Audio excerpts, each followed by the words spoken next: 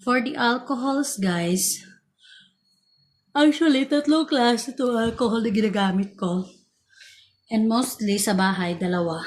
And sa pangalis ko, iba naman yung ginagamit ko. So, ito yun guys, Green Cross Ethyl Alcohol with Moisturizer. So, 70% yung solution niya guys ha.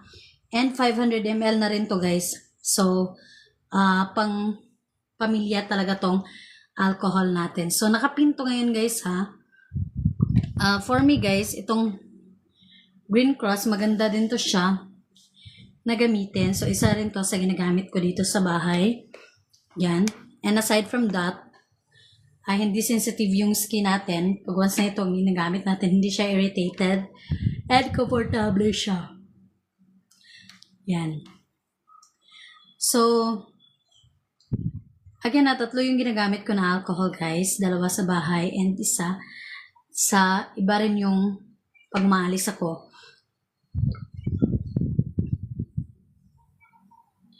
So, flammable yung caution niya guys needs to be stored in areas with temperature na hindi lumalagpas ng 30 degree I mean, Celsius and keep tightly closed. So, after using it guys, make it sure na nakasarado talaga yung takip niya. And, nilalagay nyo talaga siya sa temperature na hindi lalagpas ng 30 degrees Celsius. So, highly disinfecting din to guys. Ang nagustuhan ko kasi rin dito guys is mabango siya. Kaya isa rin to sa mga ginagamit namin dito sa bahay.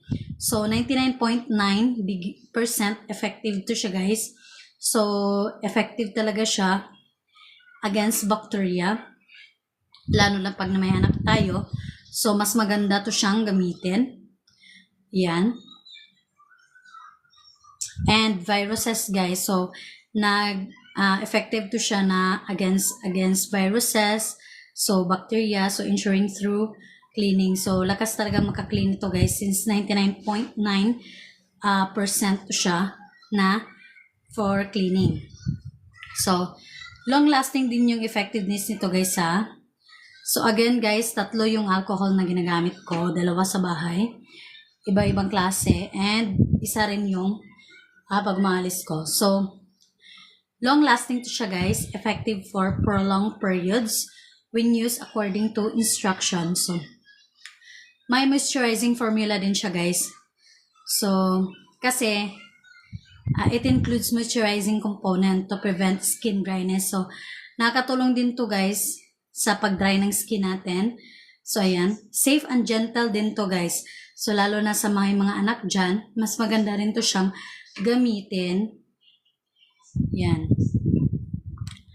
So, hypoallergenic to siya guys and dermatologist tested na rin siya for safe external use. So, maganda, safe ka talaga pag ginagamit mo to siya for external use guys. So, versatile din to siya gamitin. Useful for various purposes, including na yung hygiene.